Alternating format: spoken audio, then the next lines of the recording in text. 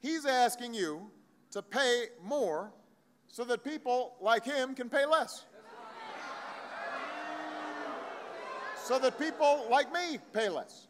Look, in order to afford one $250,000 tax cut for somebody like Mr. Romney, 125 families, like many of yours, would have to pay an additional $2,000 in taxes, and that's not a one-time thing. This would be each and every year.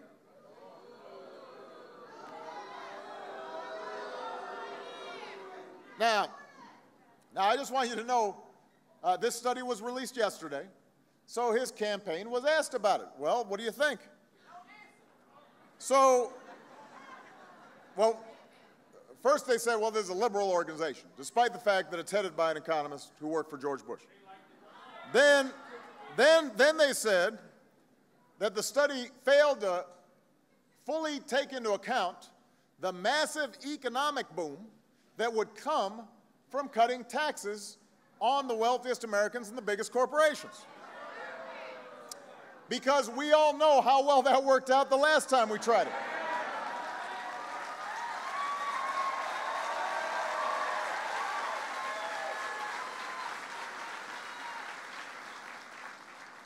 Look, Orlando, we know better. They have tried to sell us this trickle-down tax cut fairy dust before. And guess what? It didn't work then. It will not work now. It's not a plan to create jobs. It is not a plan to reduce the deficit. It is not a plan to build our middle class. It is not a plan to move our economy forward. It takes us backwards to a place we don't need to be. We do not need more tax cuts for folks who have done very, very well. We need more tax cuts for working Americans. We need tax cuts for families who are trying to raise your children and keep your children healthy and send them to college and put roofs over their heads. We don't need more tax cuts for companies that are shipping jobs overseas.